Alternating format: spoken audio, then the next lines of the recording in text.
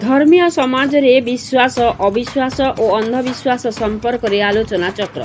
कर्ममय जीवन आशावाड़ी हेउछि विश्वास।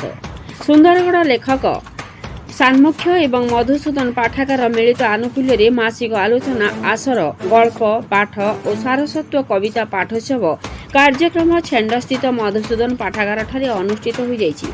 लेखक सान्मुख्यर सभापति स्तंभकार भूपेन महापात्रଙ୍କ अध्यक्षता पाठागार साधारण संपादक विजय कुमार बरालଙ୍କ आवाहकत्व और सामुख्य उपसभापति रश्मिबाला राउतराय संयोजन आयोजित आलोच्य विषय धर्मीय समाज रे विश्वास अविश्वास और अंधविश्वास आलोचना चक्र रे आरएसपी प्राक्तन महाप्रबंधक इंजीनियर अभय कुमार दास उद्घाटक मुख्य अतिथि भावे वरिष्ठ आईनजीवी गिरीश चंद्र महापात्र वरेण्य वक्ता भावे वरिष्ठ सांबादिक तथा कवि कुंज बिहारी राउत सम्मानित वक्ता भावे सामाजिक कर्मी पशुपतिनाथ चटर्जी उपसंहार शिक्षाविद शंकर प्रसाद त्रिपाठी प्रमुख जोग देइथिले। आलोच्य प्रसंग रे आलोचना करी अतिथि माने सेमानक वक्तव्य रे कहिले जे विश्वासर अर्थ अनुरक्ति संप्रति समाज रे धर्मर अपव्यवहार करा जाउछि। धर्म आसीथिला शोषण विरुद्ध रे धर्म केबे मनीष मनीष मध्य लड़ाई करे नाही। विश्वास बिना कौनसी समाज तिष्ठि पारेना। कर्ममय जीवनर आशावाड़ी हेउछि विश्वास। राजनीति धर्म ठारू अलगा रहिबा दरकार। प्रत्येक कथा को वैज्ञानिक दृष्टिकोण विचार करबा दरकार।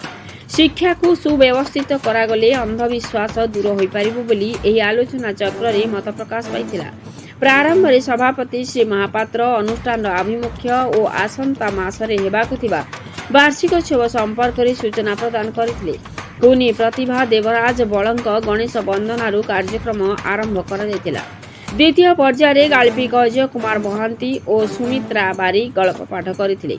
तृतीय पर्याय कवि मंजुला रथंग सभापतित्व सुशांत कुमार नायक और सुनीता साहू संयोजन मीनकेतन पशायत कुंज बिहारी राउत रश्मिबाला राउतराय सुचित्रा लेंका चिन्मयी पुरोहित त्रिलोचन स्वाई धोबई बेहेरा मंजुला रथ पशुपतिनाथ चटर्जी और संयोजक कविता पाठ करथिबा बेले शेषरे पाठागार संपादक विजय कुमार बराल धन्यवाद अर्पण करथिले।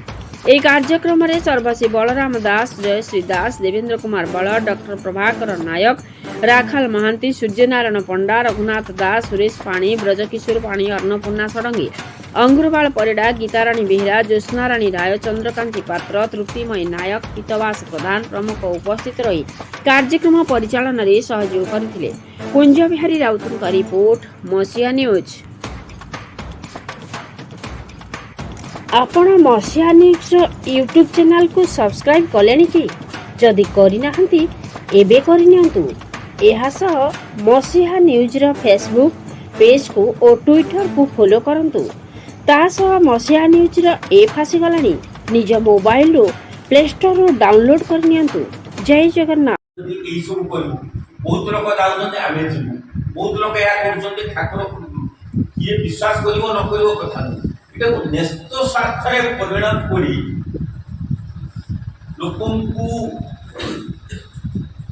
বিভাগ মানে কম করিব নিজ নিজ ভিতরে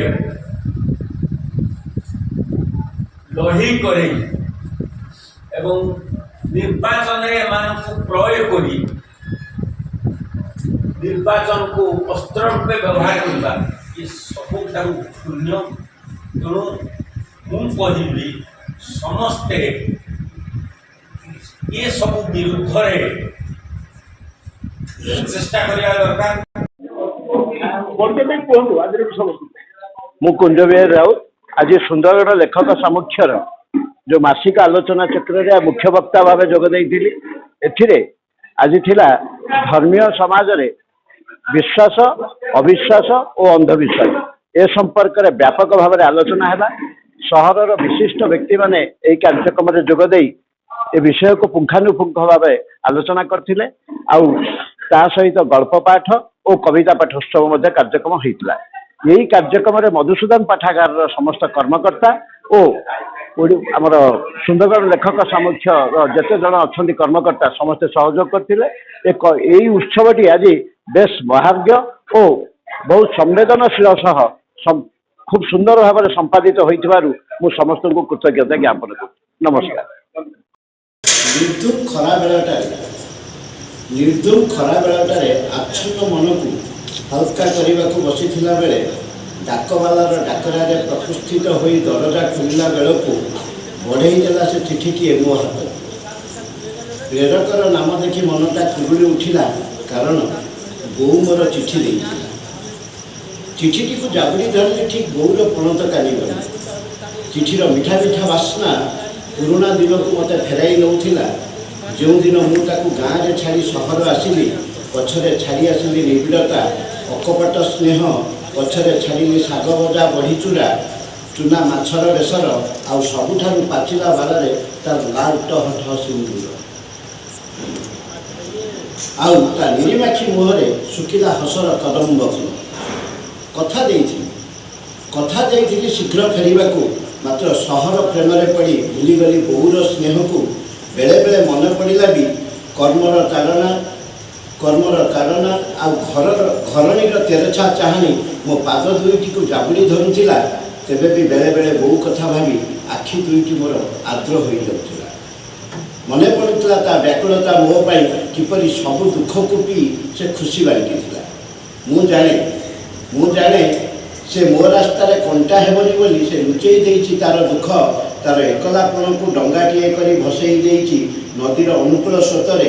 ମୋ ସୁଖ ପାଇଁ ହାତ ଯୋଡ଼ିକ ଯୋଡ଼ି ହେଇଯାଉଥିବ ଜଗନ୍ନାଥଙ୍କ ପାଖରେ ତୁଳସୀ ଚଉରା ମୂଳରେ। ସେ ଜାଣିଛି ବୋଧହୁଏ ମୁଁ ଫେରିବିନି ଆଉ ତା ନିକଟକୁ। ସେଥିପାଇଁ ବୋଧେ ସେ ଚିଠିଟି ଦେଇଛି।